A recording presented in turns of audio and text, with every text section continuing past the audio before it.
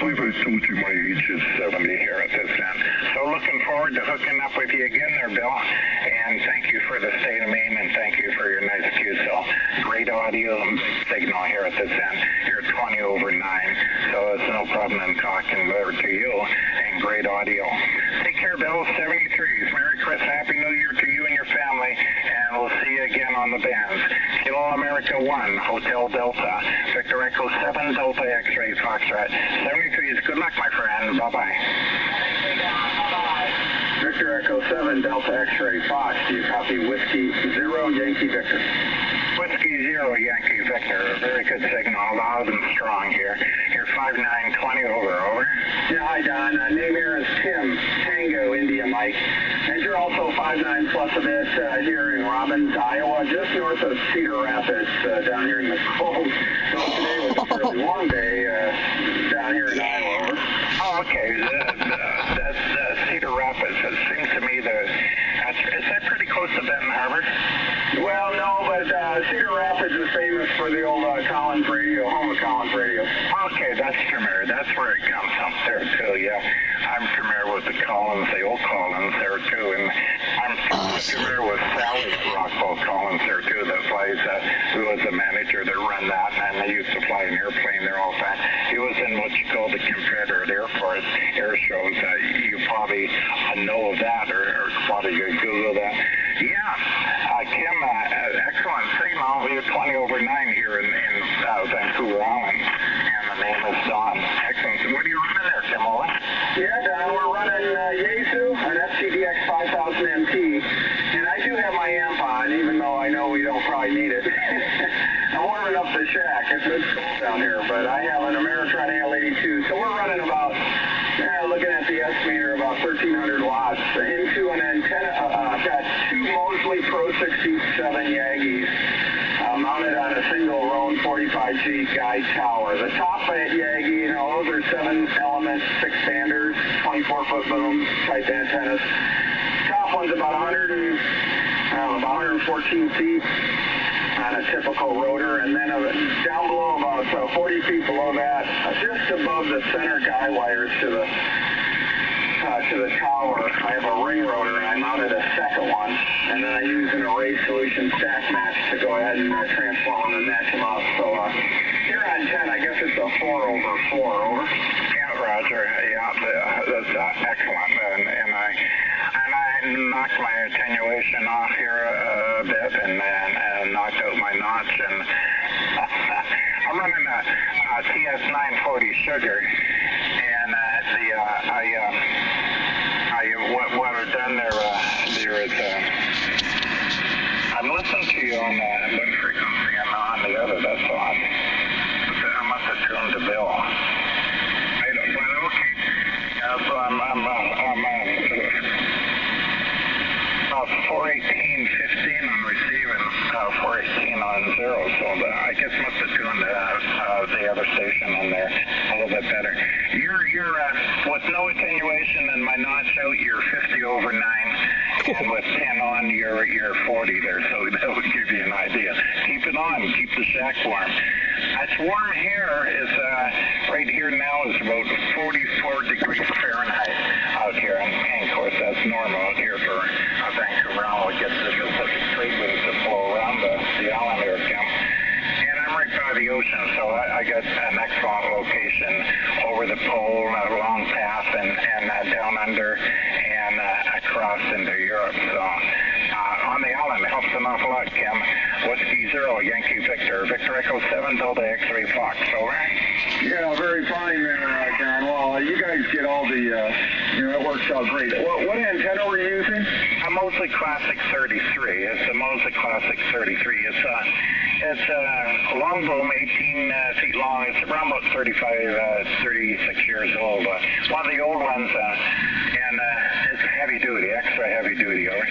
Oh, absolutely. No, my Mosley's, that was one of the reasons when we were, once I made a decision I was going to go with a single tower, and I was going to use a ring rotor in the middle. Then was the decision of what antennas, and I thought about quads, I thought about steppers, I wasn't going to homebrew, I was going to go with a multi-band type solution. And I had my original Mosley Pro 67, which came out back in, I bought it in 89. So what's that? That's almost probably 24 years old. They had come out with it maybe the year before, and then and so I already had that antenna, and it had it over the years, and I was military, so it's been up and down and in storage for years, and I'd take it out and be missing parts, but Mosley was always able to replace the parts, and so I had that thing up when we first moved here near Cedar Rapids about 6 years ago when I retired and went to work for Rockwell Collins for 4 years. Then I left the company. I'm in real retirement, true retirement now, I guess, or raising the family, I should say. I changed job descriptions. But that was part of my decision making of do I stick with the Mosleys, get a Pro 67 Charlie, the newer model. Slight changes on the boom, but, you know, still a 24-foot boom antenna that runs on 7 bands or 6 bands. So the spacing and where the elements were close enough. I don't think it matters that much as far as getting a little bit of a bump by stacking. But the Mosleys, you know, they're tough. I've never had any of mine that have been in the air damaged. The only way I ever bent an element was bringing it down and you know, losing control of it the last couple feet and losing one of the end, just losing one of the smaller end elements, and you know, call them up and they send a replacement and drill a hole and boom, it's back on, and that's about the only damage I've ever had. So really, really tough antennas, and I love them. They're great with gain. I was talking with the guys there, and they said, you know, we really don't design our antennas for front to back. It's more we really design them for gain. And I would concur. That's what I've seen with my antennas. But I just like talking with people. So to me, the better, you know, I don't care if I'm putting out a little bit behind me. I mean, I suppose there's times I wish I could get, you know, really high front to back just to make everything a little quieter if you've got a lot of QRM coming in from behind you. But, you know, that... I live with it. It's okay, because I do like getting calls from all over, and many a time I'll get a call from, you know, 180 degrees out, and still be able to have a contact with item to swing the beams around and all, and that, you know, that's kind of nice. But nothing beats being on an island surrounded by salt water. VE7DXF, W0YV. W0YV, VE7DXF. You're right, Cameron. And that's the best of like everything when you're surrounded by water in the Nile and out in the bay overlooking, you know, the Pacific and that and everything. And everybody there sounds local. They would say, like I had a Japanese guy come up there and, you know, talk to me. He says, oh, Don, how are you? And that and everything. And I know everybody knows you up there. I said, I worked an awful lot of Japan stations. I'm working the streets there now, so where I'm at. And, of course, I'm in a good location where I'm at. I don't think and I worked a lot of Russian stations, and everybody's like local out here. You guys, you sound local to me here at this end. Very good audio, big signal here, and well, what happens there too? My beam works for me here, and the ocean works for me, the salt water and that, and I get, you know, I'm only up 35 feet. But I get like a 4 square for 40 and 15, which works on 15 too. So, and also I have a 20-meter 2-phase vertical. All homebrew. If you look them up, they all got the ugly balance on them and uprise radiators. 8 radiator on each antenna are what you call ground elements on each antenna. So, and they're all like 35. And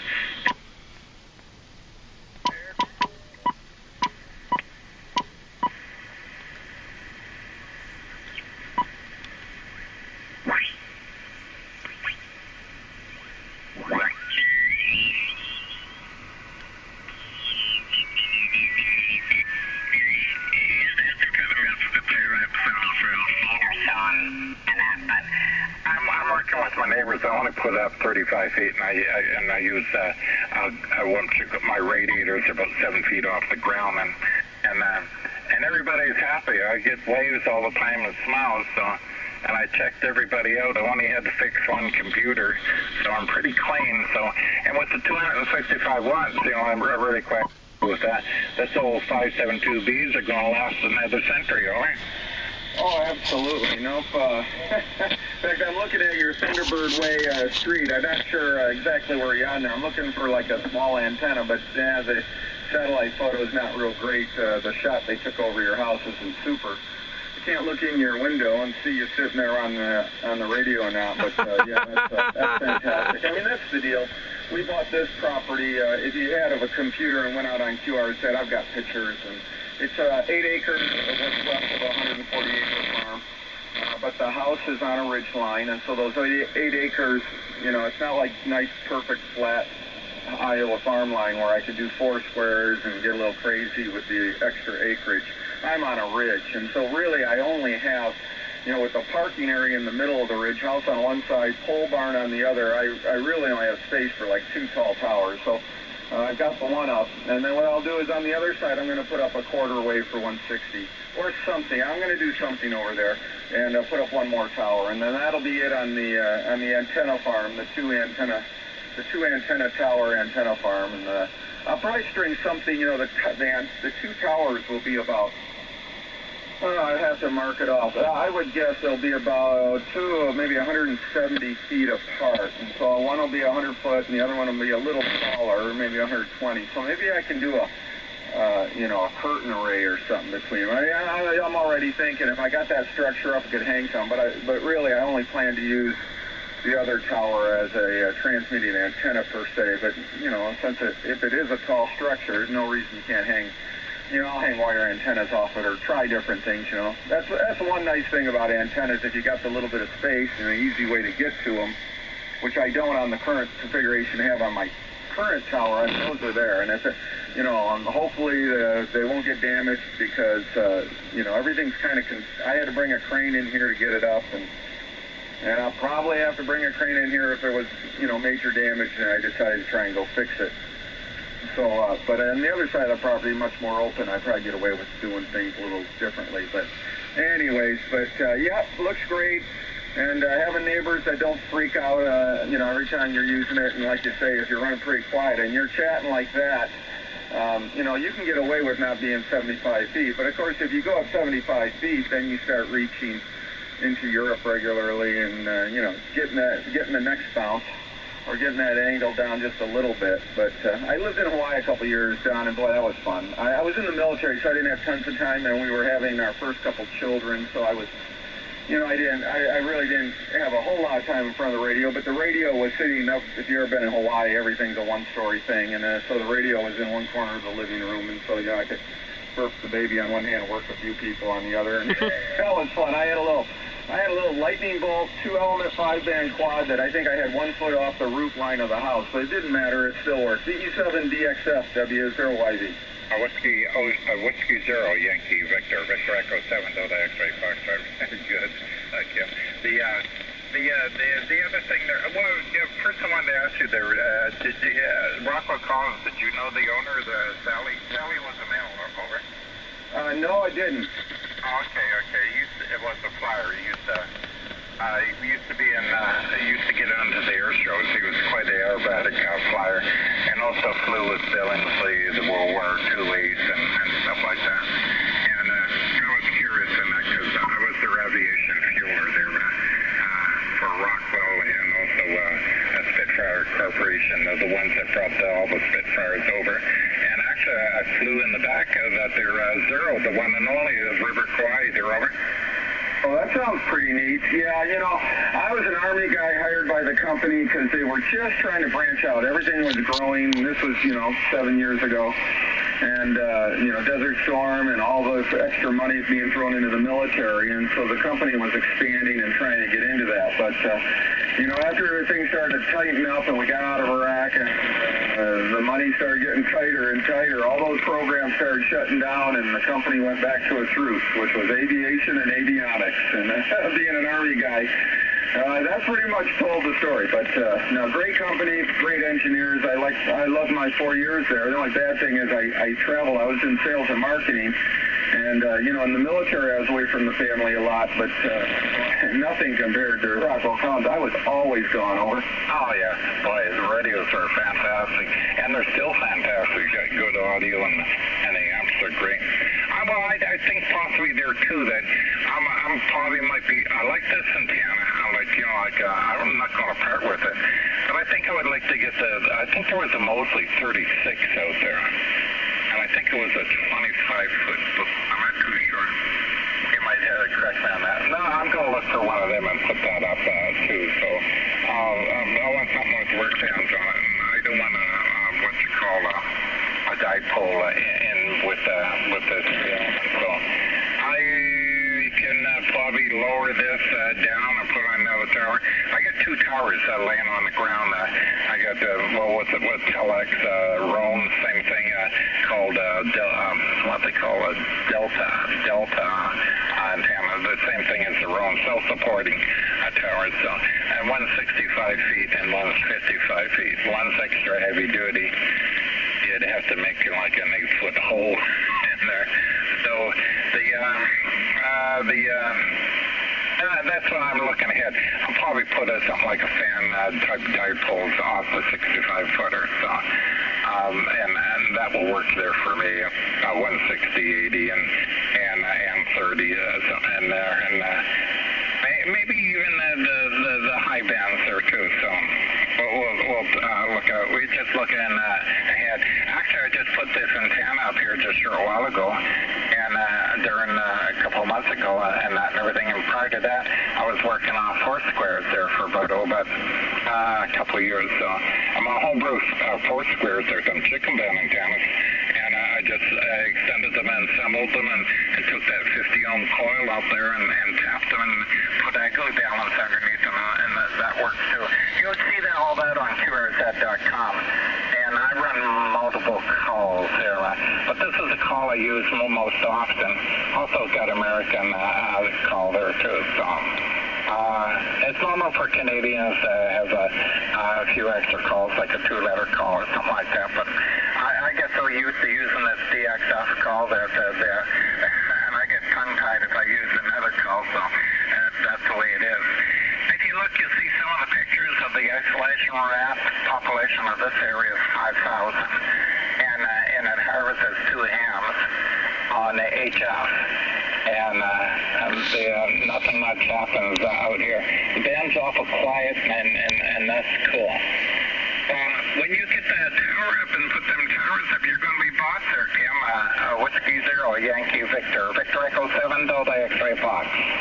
Yeah, Don, VE7DXF, W0YV. You know, Don, there's always a ham that has bigger and better. The moment you start thinking you got something, you get crushed by that 7/7/7 stack somewhere. But no, I'm telling you, if you want to put up an antenna that will just blow the doors off of everything, but it is kind of, it's a 24-foot boomer, and you can get it in 2-inch as opposed to 3-inch.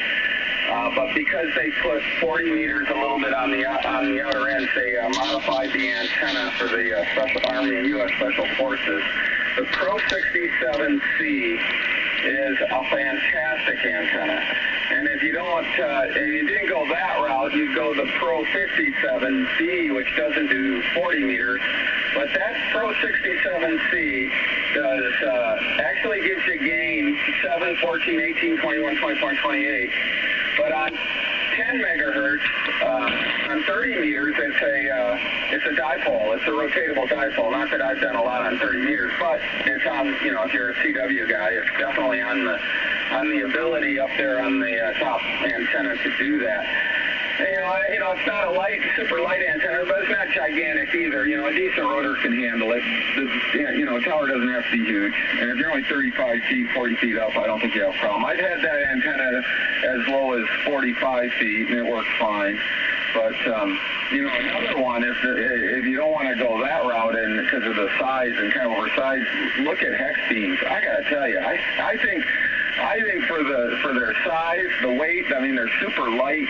They look kind of funky, but those 5-band hex beams, they're some of the loudest stations I hear sometimes. It's just amazing. Over. Yeah, or you won't believe it, because every time I told people, I was running antennas and attic, wire, out and get a hex beam. I talked to a guy in Indonesia, and he had a hex beam. He said, where'd you get bought that? I figured DX Engineering. He bought it from Florida, and they had to send out of Florida. And he sent me a picture of that.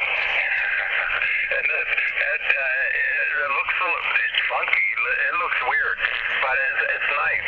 He got his plastic flags pinned all around it like a laundromat, like a laundry hanger to dry out the clothes and that. And he's only got about 25 feet off the ground, and he's like 5'9" plus 10 over, and some Indonesia, and also there's a guy up in Korea there I talked with, but the guy in Indonesia, oh boy, I tell you, it was fantastic, the signal. And everyone with the hex beam, I just tell them, buy a hex beam. It's only $450. They sell them in Florida, they sell them at DX Engineering, and everyone, oh my God, they just sound fantastic. And you wouldn't know that. You'd think they're a king. I speak to a guy in Rudvik, Iceland, and he has one, and he only runs 100 watts, and he's like, I'm giving a 5.9 report and good audio. Oh, the thing I want to mention about my audio. My audio is a David Clark Aviation commercial headset, and it's a dynamic microphone which has gain on it where I can put it sharp or bass on it. There's a little pin where I can change it over, a little screw in the microphone amplifier. So I know you'd be familiar with a dynamic microphone on David Clark. And I have the M1-DC, requires 8 volts from the radio, and that's a microphone I run on it. There's no, it won't pick up the background, there's noise canceling microphone there, Kim, and that's what I'm running for audio. But anyways, like I want to say, anybody that can hear me, buy a hex beam, and you won't be bothered by anybody. 25 feet, 30 feet, 32 feet, they run fantastic. And Marengo radiation, what can I tell you? And you know the same thing, Kim, Whiskey Zero, Yankee Victor, Victor Echo 7, Delta X-ray Fox. Yeah, Don, VE7DXF, W0YV. The only time I've heard of anyone knock the hex beam, guys who may have had them a while or played with them a while, is you can actually get too high. I think the sweet spot is somewhere between, depending on your location. You're surrounded by saltwater, so it may be slightly, you might be able to get away with it a little more. But once you get up around 50 feet, it starts to, the guys say it starts to lose it. But if you're down around 35, 40, 45 feet, that thing just seems to hum. At least that's what all the reports I've got, and it's so light. And it's, you can work on it if you can keep it up if the problem is now. But what a neat antenna, and the proof is in the pudding. I don't hear a lot of quads. When I hear quads on the audio generally is strong and the signal is great, but you just don't hear a lot of quads anymore. But the hex beam, kind of folded. It's kind of like a quad where they cut the wire halfway around the square. It's kind of what it is, and no doubt they work. I mean, some of the loudest stations I hear at times are hex beams, and they're again, and like you said, they're not running. A lot of them don't run a lot of power, and you do get the work band. I love the work bands. I work more on the work bands than anywhere else. Probably 18 is probably my favorite band, just because it's a little more. I won't say it's a gentleman's band, but it's just guys aren't quite so hyper. I mean, the 14 is kind of the ego band. 14 meg's kind of ego. 20 meters is the ego band, and it kind of depends who you run into.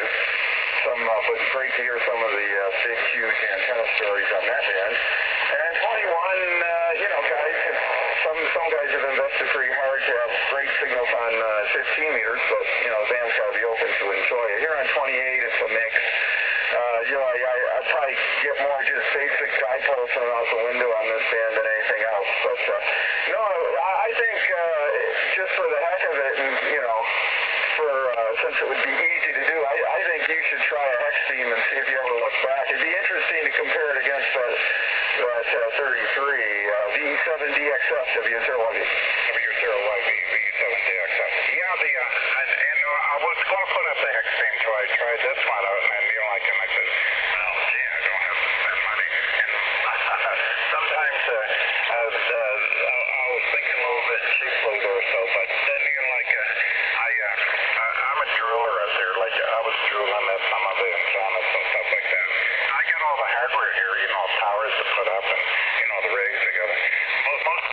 pretty old here, 940 sugar and 950 delta X-ray, but they're big radios, it's suitcase style, you know, and stuff like that. And also, I still even got some of my boat anchors and Johnny Viking and a Viking Ranger and 300 and I even got an 830 and a 130 Kenwood here at this end, so a couple of 735s, icons and that and everything. You know all the rigs I'm talking about.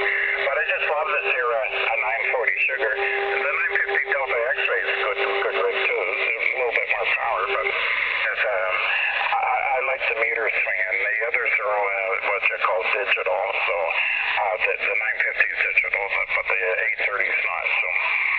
But I like the microphones that I have too. Get a couple of MC50s, but I just love these here, David Clarks. And I don't hear anything behind me, so it works fantastic. I've been thinking about the hex beam, and also I've been looking and just shoving my hands deep in my pocket. The FTDX FTX 5000 MP. It's a 400 watt, a 10,000, almost $11,000 radio. Have you looked at that one yet? I have to laugh about that, over. Yeah, no, well, that's the FTDX 9000. That's the flagship, and that does 400 watts. But I have the 5000, FTDX 5000 MP, and my primary receiver is the newer technology, the one they brag about, the one that does so well on all the testing and the scores and everything. Makes it one of the best receivers on the market. The second receiver in this radio is designed on the 9000. So I kind of get the best of both worlds, as I think Yaesu was trying to come up with a quote-unquote contesting radio that didn't cost $10,000. And so they let a lot of the things be options when they came down to the 5000. If I was looking for a radio with just one receiver, I'd take a hard look at the FTDX 3000. It has one receiver, but it has the nicer receiver, the new one, the 9 megahertz IF1, the one you can bring out to a nice SDR-looking screen. You know, you can come through a PAN adapter, and it actually has a screen like ICOM. It has a nice little screen on the radio, so you can, immediately see what the band's open, where the loud signals are, and twirl the knob to them. Or if you're into the PAN adapter mode, you can bring that IF out onto the computer and actually, point and click with your, assuming you hooked in via the computer into the radio, you can point and click on the screen to your frequencies based on the signals you see on the scope. So it's pretty neat. But I would take a hard look at the FTDX 3000, which has the nice receiver. The 9000, I tell you what, with all the improvements they made now with the 5000, I just wouldn't go there. We'll see what they come out with next. What I expect is they'll come out with a flagship radio that has two of the nicer receivers in it. And then that would probably be worth, 7,000, 8,000. That'd probably be up around where that new Kenwood is. Of course, you go the flex route, but then you got to have a computer. And ICOM has, fine radios. Their 7700 and the 7600 are both fine radios. A little pricey for a single receiver radio, but everyone I've ever talked to has one loves it. And it has the nice, really nice graphic display on those in the front of those radios. But the 9, it's funny. I just talked to another guy with a 940. He was operating in a TS 940 sugar. I had a TS 930 Sierra. That was kind of my first real rig. I bought it from a guy when I was stationed in Korea back in 84, 85. And I used that radio for many years, and then I upgraded. Then I replaced it with an ST920, a Yaesu, and as I moved into Hawaii, I just wanted something with a little DFC. I wanted to just go with something a little newer. I was starting to have some problems with it, and so I went with the 920, and I used that for about 10, 15 years, and then about 4 years ago, I spent the big bucks and got the 5000, which is a great radio. I love it. I just love it. I turn it on. I'm excited to turn it on every day. It's just great. But, I don't know if the radio, the deal with the 940s and, the older radios, even the 920, reduction capability. Now, if you're in a nice quiet area, it doesn't really matter per se. But that noise reduction, I mean, I can hear signals out there that I know there's someone there. I know they're calling CQ. I may be hearing one, you know, a C or a Q every so often. I'll kick in that noise reduction, and they'll be Q5, armchair copy, and it's like magic. It's just amazing how it'll drop the noise floor down, you know, or what it actually does is it senses the audio and brings it up over the noise floor. It's just amazing, Don. The technology has really moved on, and you wouldn't, you know, any of the newer rigs you'll find would work great for you. And I did want to tell you, your audio sounds great, and I mean, this is like you're right next door to me. VE7DXF, W0YV. W0YV, VE7DXF. Yeah, I do an awful lot of DX and that and everything and contests. My calls are VE7DXF, VE7 Yankee Tango, VE7SIS, and American calls KE6CLY. And the Icelandic call, I'll stop there because I can like rattle on. But I'm not a contester. I'm what you call a DXer, and got lots to put out there in the world, and you know, and I've been to Alberta to a few and that and everything. So, and I'm a little bit wild. I'm like I said, I'm 70. I got two crotch rockets laying outside that used to race, but I don't race anymore. It's dangerous out there. It's more dangerous on the highway. So I just cruise up and down the highway, do a lot of hiking and fishing and amateur radio, throw a wire out in the pole in some isolated country here at this end, and that and everything. One of the calls, the Sugar India Sugar call, was my XYL call. She become a silent key, and here's another one there for you, Kim. She was my Elmer, and she could do code. When she did her test, the Department of Communications asked her to slow down a bit so we could copy her. She was too fast. It's just a natural, and you'll see her picture up there in VE7 Sugar India Sugar there too. She had her own. She had Pentax stuff and that and everything, and I think she had a couple of rigs there that she liked to run. I think it was I got them packed away. FT 400 something DX. It was like a 400 watt radio. I know 4 big drivers in there or something like that. So, but and I enjoy radio. The reason why I took that call was given to me from the Department of Communications of Canada for me to use on memorable days and stuff like that in memory of her, because she was CW and she was a fifth operator too. So and she was quite well known during that time. So I updated her call and put her picture in there, and I use it on like Canada Day or some special days there, and that's about it. And that. So ham radio is fun. Fun is the word, and it's one of the best hobbies in the world. I'll tell you a story here one time. A bunch of girls were out there, and you know, some people don't like ham. They like the buddies. So where's your old man and stuff like that? Well, she was at the round table upstairs in the dining room, and a bunch of girls were talking, and one was saying, "How can you send your man out there, you know, like being on the ham radio there all the time? You know, like it seems to me like he's downstairs, you know, and this is my leisure time. I don't like to go downstairs and let the girls talk and stuff like that." So she put her finger up. She says, told the lady, "Hold it, wait a second." She went over across the floor and hollered down the stairs, "Hey, Donnie." And of course the old man said, "Yes, dear, what do you want?" She says, "Oh, nothing, I'm just checking." So she went back to the girl, told her off, "You call your old man up, and he's probably at the bar, and I know he's not going to answer the phone." Over. Yeah, so I got her picture up, you know. My condolences on, I don't know how long ago she went SK, but I know it's tough, and especially since she was into ham radio, but I guess some great memories there. My wife was also in the Signal Corps. We were both in the military the same, but she hasn't quite gone out to do her license. She could. Maybe it's kind of a, you know, that's your thing, and you're down there more than I like you down there, so she's not going to do it, but she could do it.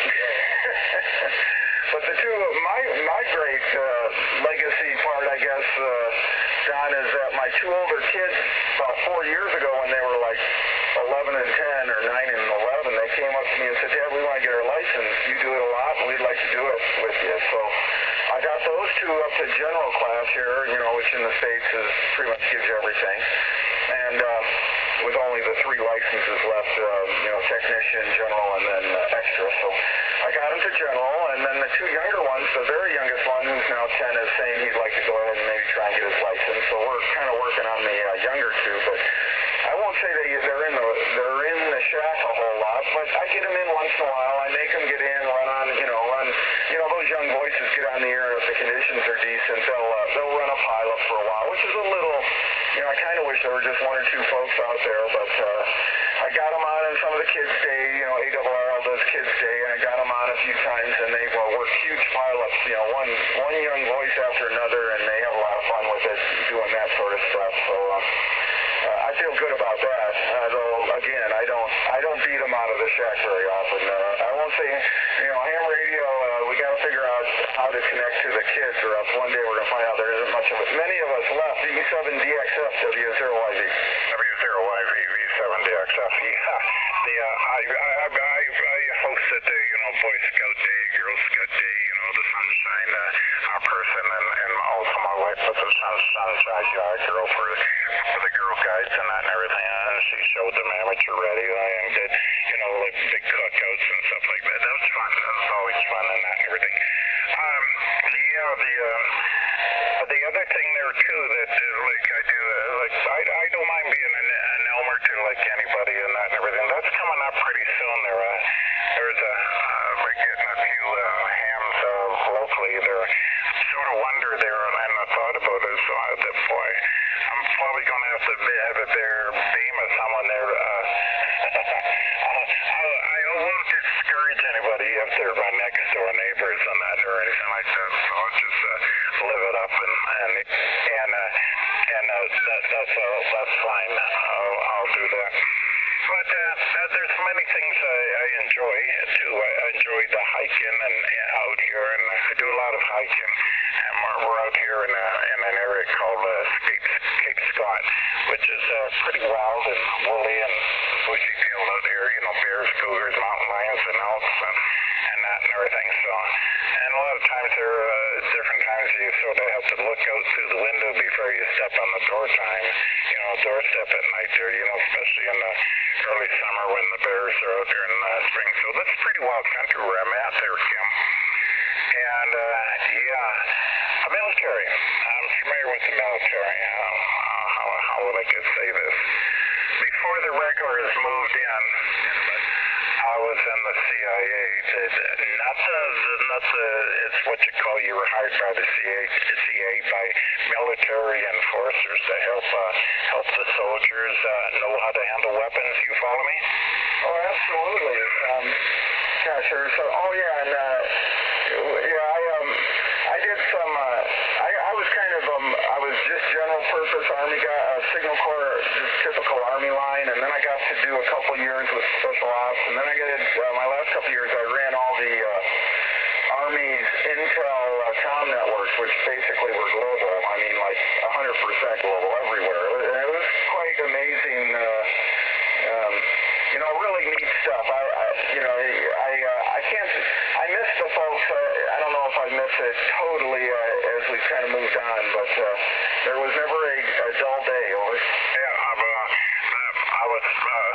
was actually in a war before the regulars moved overseas. I was just there before the Australians and the Dutch left there. You know what area I'm talking about? It's a bad one. So, and the CIA was hiring the military at that time to train people and train like karate and train how to handle weapons and stuff like that.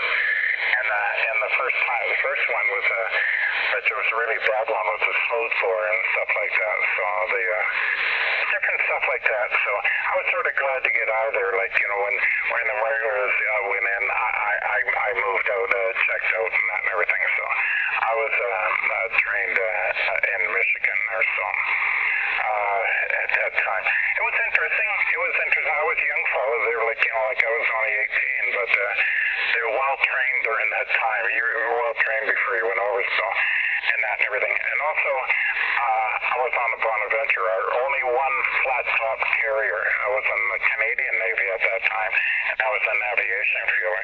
And that's how I mentioned Sally and that and everything, because I become his aviation fueler in the club that he belonged to and that and everything. So, the Bonaventure was a British aircraft carrier of the World War II. I think they junked it in 63, and that's the time I bailed out. So that was good. I was on the flat top where in the elevator, operate the elevator, and also fueled airplanes, and that was pretty good. So that was the managed. So I'm familiar with just about everything that flies, except the new ones there that they got out. I'm really amazed by them.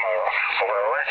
Yeah, Roger. Yeah, it comes to mind like the Osprey and some of the other kind of neat vertical lift birds. Though I never got a chance. The last thing I'm trying to think, and I never got to jump, and only the special ops get to do it. They jump out of the new, not the C5s, but gosh, I'll think of it. C-17s, the really big ones. You can jump out of them. They say you can't, but you trust me, you can. So I did jump out of some of the special ops C-130s. Those are kind of cool. But I'm looking at one of your photos, and I'm looking at a pretty cool motorcycle, but I don't see an antenna or radio on it. What's up? Oh, the motorcycle antenna. The antenna that I have on the car behind her is a Subaru Outback, and it's sort of like a stealth antenna. It will lift up before the rings there, and it's similar to it's shortened the Swan antenna. A Swan antenna is adjustable, similar to the High Sierra, but you have to adjust the coil up and down with a little notch where you switch in. It was 10 to 80 meters antenna, so that on the Outback, I just lifted up on an elbow hinge and snap it in place and then slide it which band I want to work. The Yamaha FZ1000 is a touring sort of similar in between crutch rocket and touring bike, and the VMAX is down there in the basement. Also, wait for spring again. Over. Yeah, Roger. I had a motorcycle when I was younger, crazier. It was just a little rice burner, but it was nice. Had a twin V overhead cam kind of system. 0 to 60 is about as fast as you could hold on to it. Of course, the high end is where anyone would blow me away. But for in and around town, it was a great bike, very well balanced. It was a Yamaha 550 FX or something, I forget. I bought it back in, gosh, when I went to my first duty assignment, which was, I guess 81 or something like that. But anyways, yeah, super. Well, gee whiz, Don, I can always tell, it's funny, you meet an awful lot of guys over the air and just chatting with them and listen to how they approach, topics and all, and I can tell you were around the military quite a bit. I could see us sitting outside having a couple beers trying to decide to put up that hex beam or not over. Yeah, and I've been thinking about that there lately there too, and I get reports and that, and I talk to people that got inside antennas, like low-land wires. I said, put up the hex beam. That will work. You only have to have it. It will work better than any antennas you got, and you can swing it with a TV rotor. And you're going to talk TX. 15 feet off the ground, you're going to talk TX. And and I said, it would be much better in the wire laying across the fence. Keep the neighbors handy. Heck, you can lay a dishcloth on it, or put a couple dishcloths, but make sure they're plastic there anyway, so no one would know the difference. So, you can get away with that. And the hex beam has become more popular each time. They sell them like crazy out there. That's what I heard down in the States. And that, but the sort of guys up here in Canada sort of make their own stuff and that. But the hex beam is even getting up here in Canada. A lot of people are running it, so I'll probably running that one here probably this summer, the hex beam this summer. And what the heck, I'll probably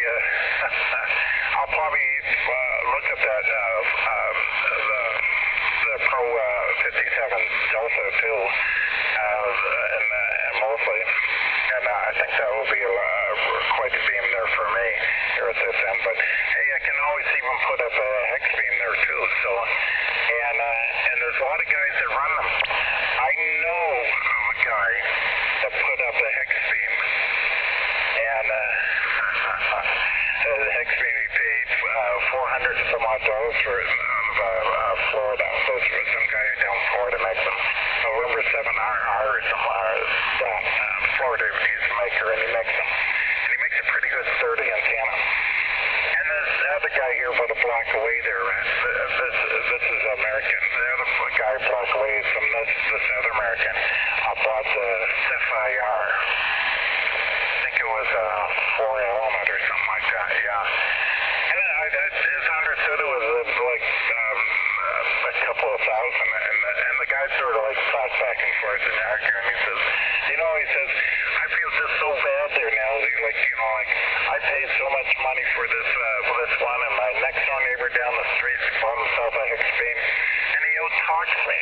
Everybody's talking to him. So, I guess there's equal. They would be equal as far as money is concerned. It wouldn't be equal as far as money is concerned because the hex beam talks as just well as the stuff IR, and I know that if anybody's hearing about the stuff IR, they're not going to like me too much, but that's the way I see it, and they sound great, them hex beams, though. Yeah, I was about to talk about the SFIR if you want to drop some real change. I love the antenna idea. I do. I love the idea that you can be resonant anywhere you want. And being truly resonant, and you get down to the best SWR you can. And, it's still a little bit of a compromise in the spacings and all that. But what a neat idea. I mean, it is a neat idea. And I've heard them, they work. Usually you have to be up a little bit higher. If you can put a 4-element at 70 feet, you are going to be probably one of the loudest signals on the band, at least till you get someone who stomps on you. I'm not sure, on my case, where I have the Pro 67 at 115 feet, that's the dominant antenna, there's no doubt about it, especially DX, because it's got pretty good angle, pretty low angle, and we're on our ridge line, and, Iowa's pretty flat, but we're on about a 50-foot mound of sand that runs along about a mile-long little ridge. And so as the ground slopes down, so I'm probably effective height, and it slopes down pretty fast at about 140, 150 feet. That's pretty good height. But oftentimes the lower one is the 70-foot, same antenna at 70 feet was, it's the dominant antenna. It depends what band and kind of time of day and all. But, I just think the thing about the hex beam, one, they're loud. Absolutely works. I wouldn't argue that with anybody. And, I can't say I've found too many guys with a stepper one, a couple blocks down and then, a hex beam. But the hex beam guys I hear are generally always loud. And it's a light antenna, and it's wire. And so unless you have maybe really tons of ice, like we get a bit of ice here, which is why I kind of stayed away from the quads going on the tower and stuck with the Mosley.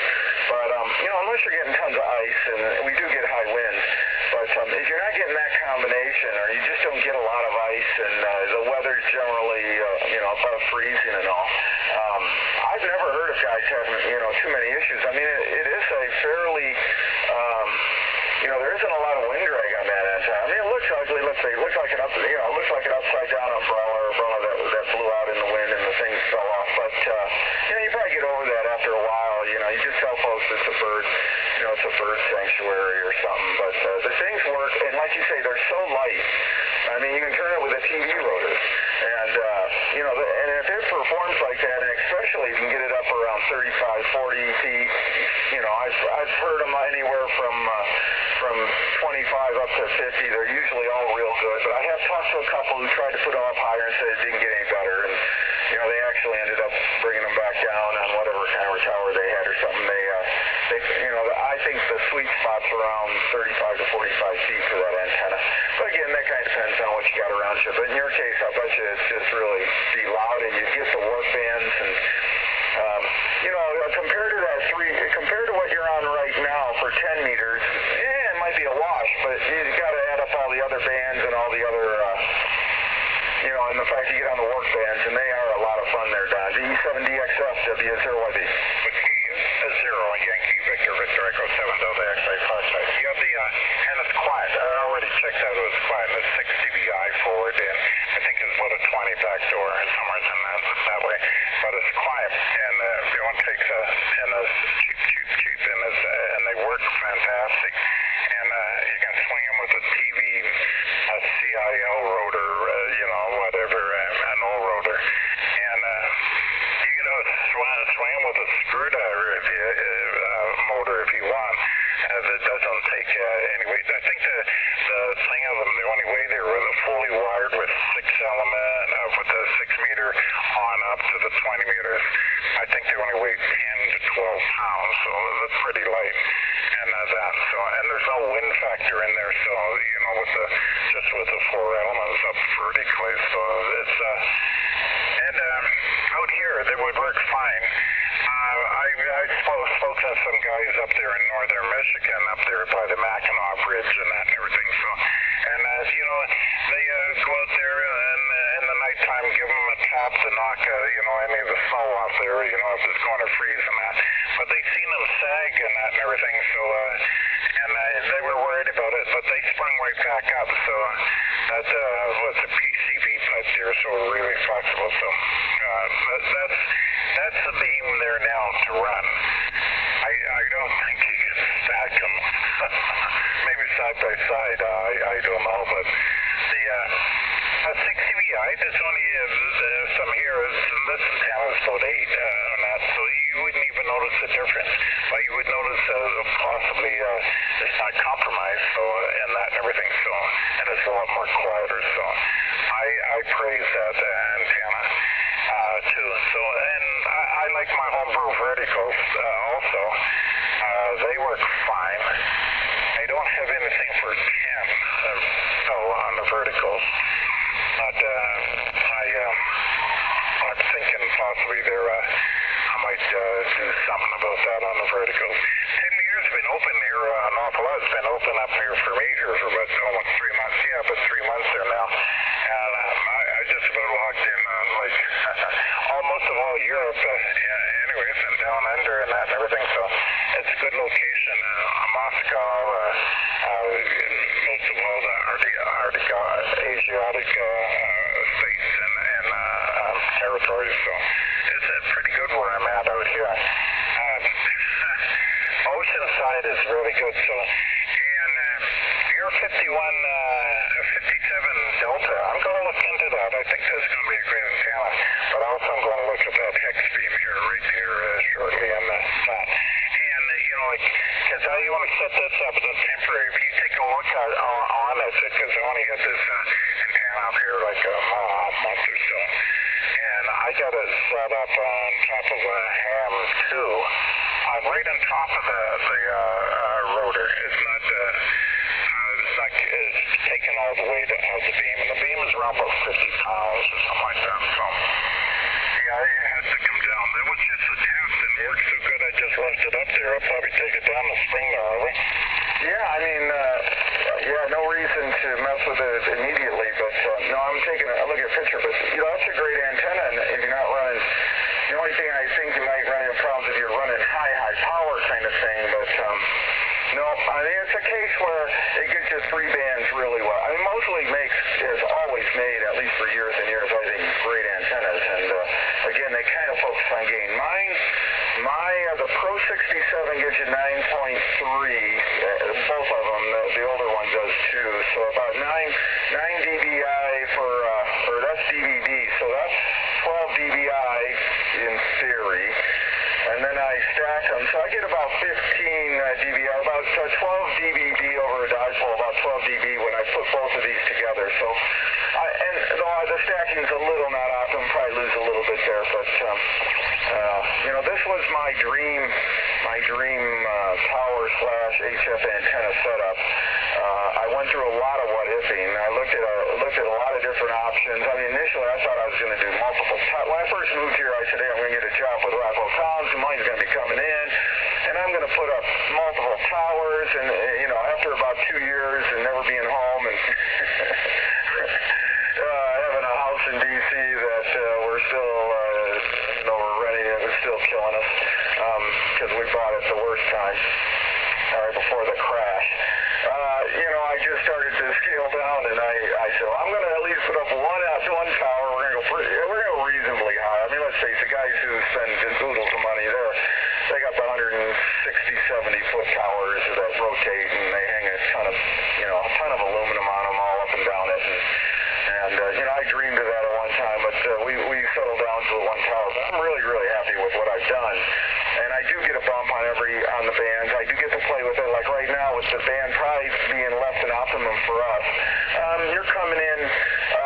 I move around on the different antennas, and I've got both antennas phased together right now. That seems to be the average, the best. That's one nice thing about two antennas, one being higher and lower, is when there's QST out there, people say that my signal hangs in there really solid and steady. Well, that's because there's times the lower antenna is taking over and times the upper antenna is taking over, but in the average, it works out well. So, this is kind of this is it. I mean, when I get a bit older and we maybe sell off this place and move to warmer climate, I probably will be one of those guys with a crank up and one antenna. It'll probably be a X-beam, VE7DXF, W0YV. Whiskey 0, Yankee Victor, Victor Echo 7 Delta X-ray Foxtrot. Yeah, I speak to a guy different times down there in Florida that runs a X-beam, and he actually he's got it on what he call a little elevator, where he can flip it over. He's got it on one of the old, it's one of them tilt over rotors, and he tilts it over, and then it's on an elevator on this tower, and it slides it down to like 2 or 3 feet off the ground there, so he can maintain it. Or when the wind gets back, because he's out there in Florida at some point, I don't know if it's Key West, I can't remember, but the ocean's in front of him, so it gets a little bit windy.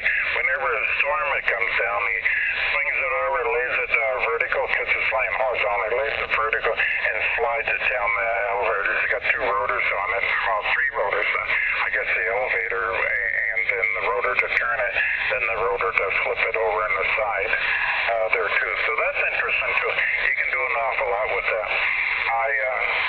I think I still might look at the Yagi. I'm sort of impressed by your 57 Delta, so I sort of bring it up here at this end, so I'll probably look at that. There's another guy out here, and he's boss, and he sounds good, and he works an awful lot of DX, and he's a great ham. I listen to him time and time again, and I talk to him. It's called Seymour. Charlie Papa. You ever speak to him? Sounds familiar. Yeah, I think it's Whiskey 6 Charlie Papa Seymour. You'll hear him out there. He works a lot of 15 and 20. He'll work 10 there, but he'll work a lot of 15 and 20. So and he works Europe, and he's done along with it. We got a lot of engineering ham qualities and stuff like that over the path, long path, the curve and that and everything. So interesting chap. He's in his 80s there. Oh, the other day I spoke to, I have to look up the call, in Sicily, Italy. And I spoke to this guy talking to me, and I brought up his call. I haven't got my laptop on here right here now. Brought up his call, and he's quite arrogant, and like a bully and that and everything. And all of a sudden, they had there, but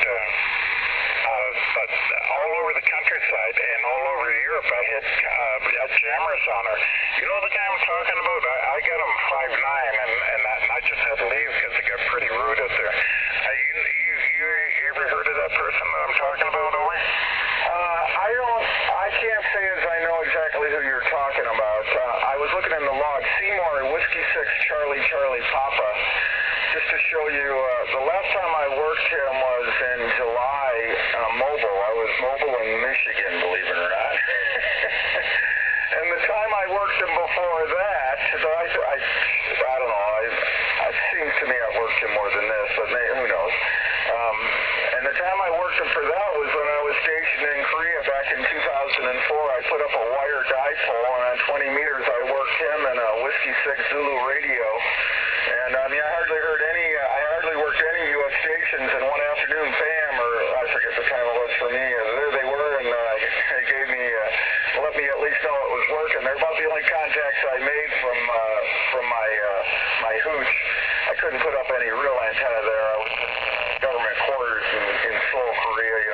him. But that was pretty neat. So if I run into him, I'll have a nice conversation with him. Oh yeah, definitely, because he's quite fun and very knowledgeable and that, and he's in his 80s and that and everything. So,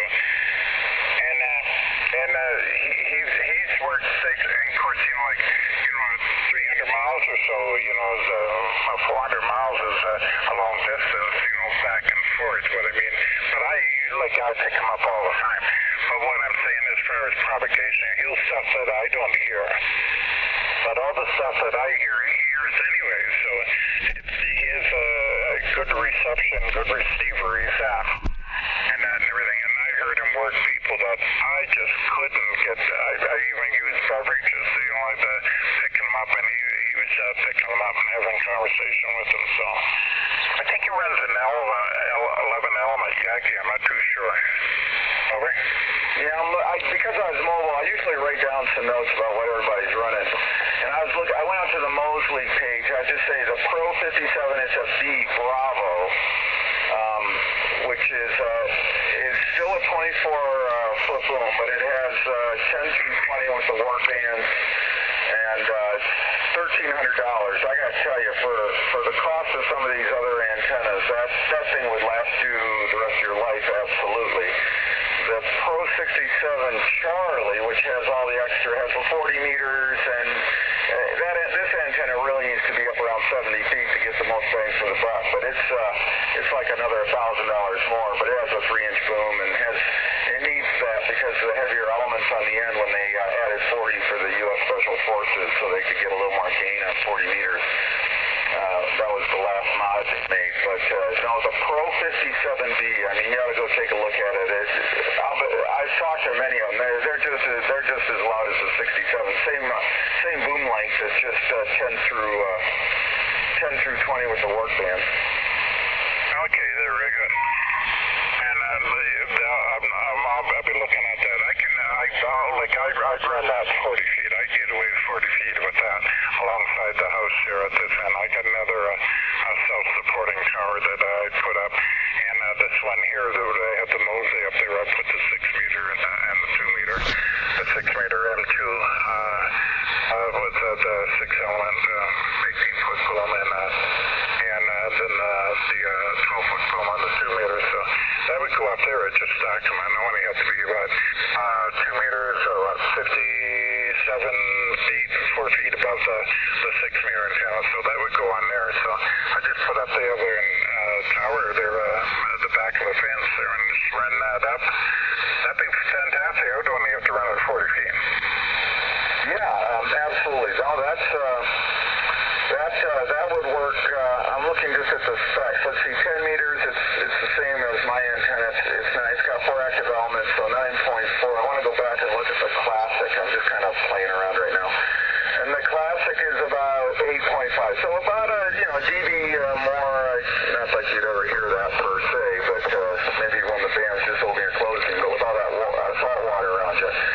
So a little better performer per se on the even on the 3 major bands, but the work bands are the magic. There's especially 17's been the fun one because it's been open just about the whole time as we've been getting into the sunspot cycle. 12 opens up once in a while, kind of becomes like 10, but there's just so many more stations on 10. You usually find yourself up on 10, but 17 is a lot of fun. Over. Oh yeah, 17. And I haven't got anything for 17 on your vertical here at this all bull vertical, and I got what you call up with my linked in with a couple of my verticals there at this end, 17 and 12 meters. I have it hooked up to 20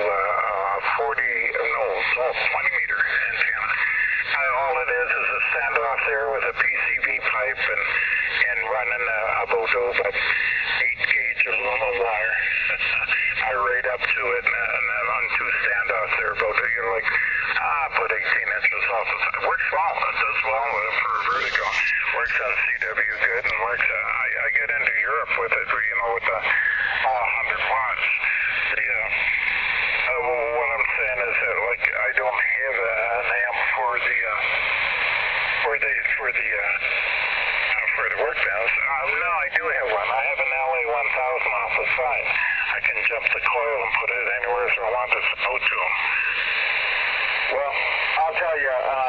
been able to with the SB220, and on this Ameritron, I think they just swapped them in. But 10 meters, usually you can tune up and you can get a few hundred. You may not get total max power, but 10 meters setting on the 220 works for 12, and then 15 meters works for 17. So to get that extra 300-400 watts isn't too hard.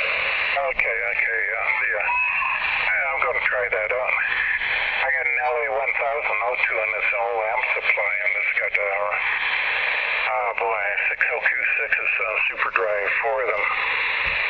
I think it's around about a 400 watt or 500 watt. Yeah, if you super drive it, it says 1,000 on the input, so 2,400 on the plate. So I could change the coil on that there, just jump it across. There's nothing into that one, so I don't have to touch this one here at all. Interesting, yeah. There's lots of stuff I can get into here at this end. Oh, Kim, we had a reg queue already. Did you know that? Yeah. Yeah, it's over an hour. That's fantastic, and I like this type of queue, so I can go in there long. I'm going to chop a Christmas tree down and go out there and pay some bills and that and everything. And eventually, here on the 22nd, I'm heading over to the mainland to my niece's Sarah. She wants me over there, and I won't deny her because all that Christmas food and cake and meats and everything, I'm going to enjoy that. And she said, and don't bring any presents, we just want you here. So I said, well, I'll have to get the young fella something and get a bottle and some candles there for something like that. So I'll be spending Christmas over there, so I'll be on there. So yeah, and probably New Year's too. And there's a lady there who wants to meet me out there, so, and that's fantastic. She's more my age, so, a year younger, so I don't have to stand and watch over the girls behind the street corner. That's a song. Anyways, it's been a real pleasure there hooking up with you, and I got so much here to add here at this end, and I'm going to have to get a card from you and maybe send you a postcard out that way. Everything, how you set up and that and everything. And I can send you some literature and everything, how it's on Vancouver Island along with the QSL card here. And you would like that. And I'm quite active here on 420. As I moved down off that frequency because it wasn't my frequency. I'm quite active on 420.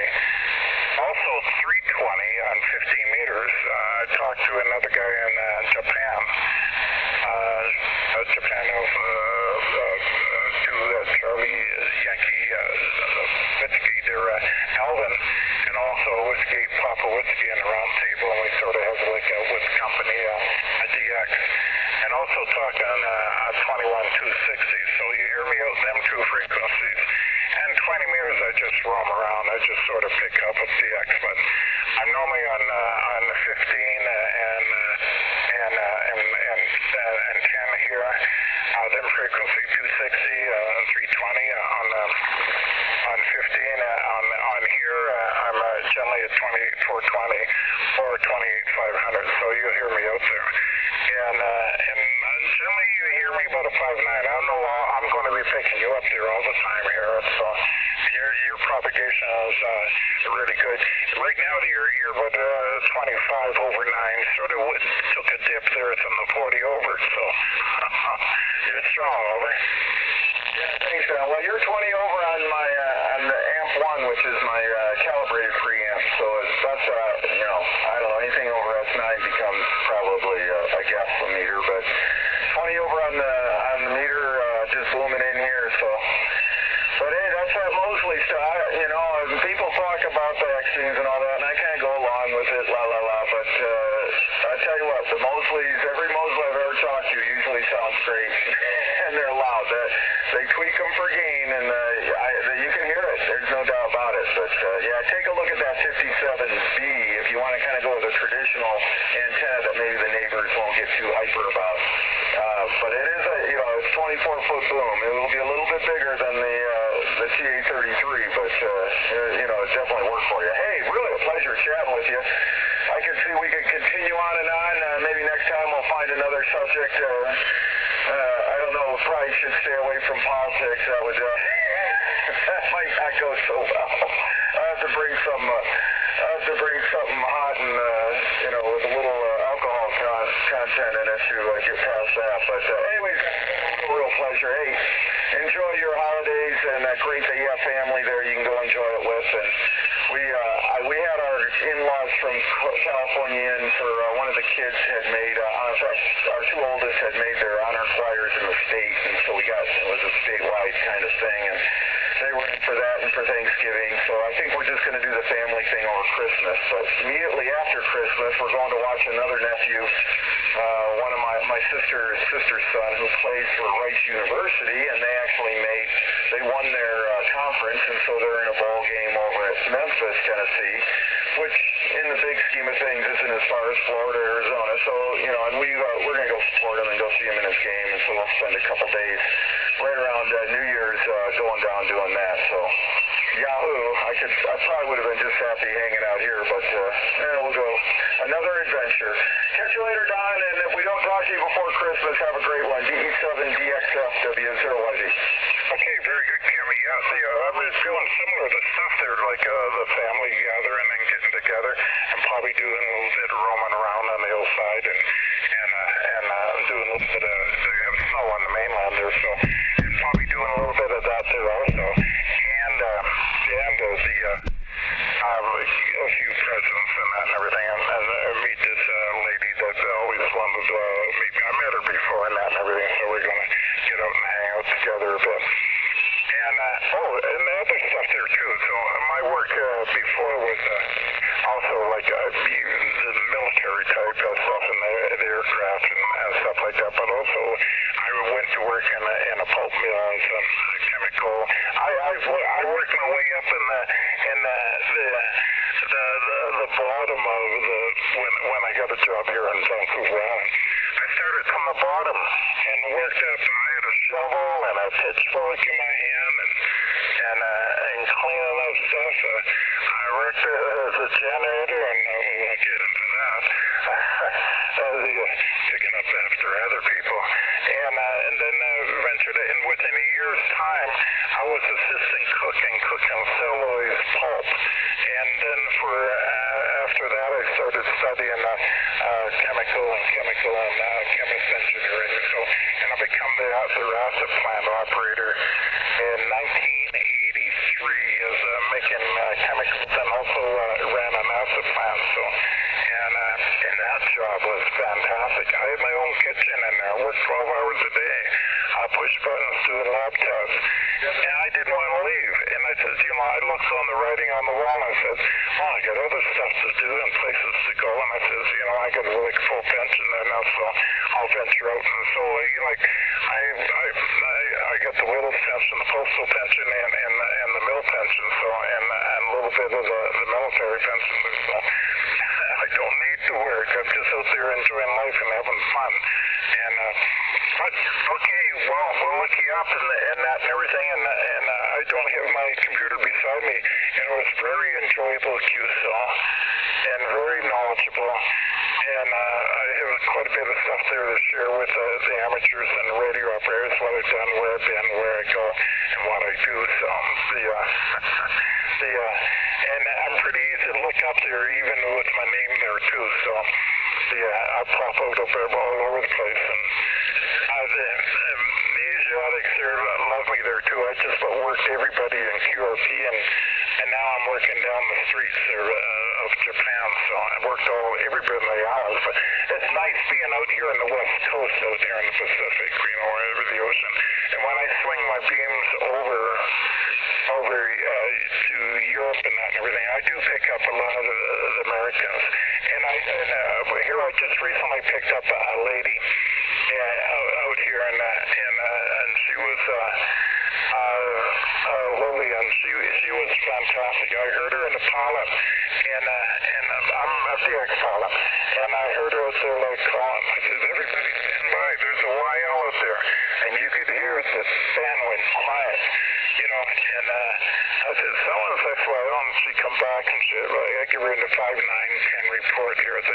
really happy. And she was going to tell her husband. She heard me, all the people that were talking to me, and she was in the kitchen, so she thought she would give it a call. And she said she only had, it was on Tomatoes, she only had Ranger 25 watts or something like that. And I give her a 10 over 9, she was jumping up and down. She was in Michigan, and she was happy. So, and then, you know, the close off finished right there, and then the pilot began. So there's a lot of respect for the hams out there on and 10 meters here too. So, and I guess too, it's sort of like, as far as I'm concerned, I'm an island, and it's an IOTA, and it's North America 036. And pretty soon I'll be working here 6 meters past on the grid Charlie 060 there too. But I also always like to have a little QSO with any station that I work.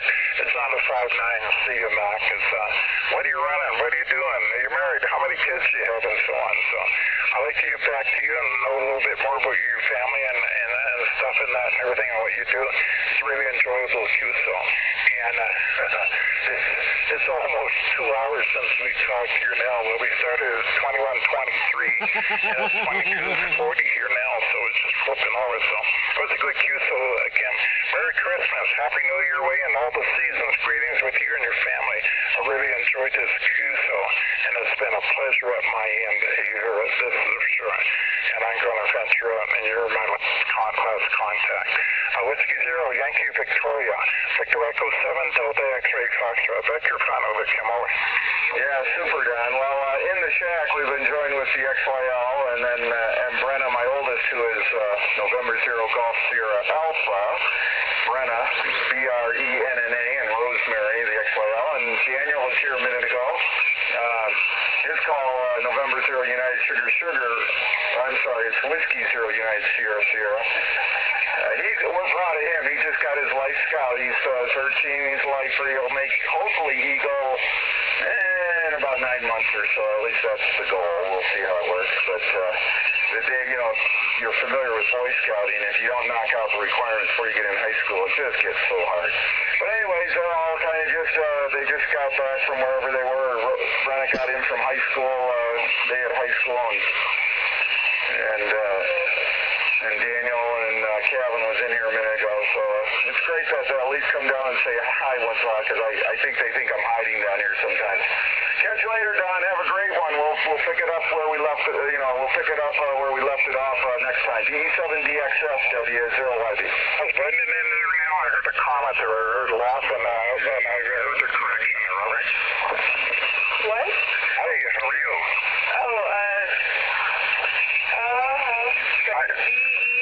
VE7DXF. My eyesight is really Delta X-Ray Fox. Yeah, Roger. Are you running there? Once they Merry Christmas and Happy New Year. Congratulations on getting your hammer there too. And that's quite a feat. Your dad's proud of you, over. Okay, yep, over. Yeah, very good. And nice to get a hold of you. Merry Christmas there to you and your brothers and your sisters and that. It's been a real pleasure they're hooking up with you.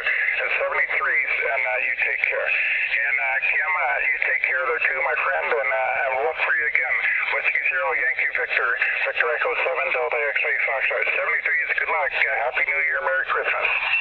Yeah, 73s, and same to you, Don. W0YV is clear. Yeah, your voice sounds good on the radio. Bye-bye. Good luck. Hello, last one. I have to go. Yeah, go ahead.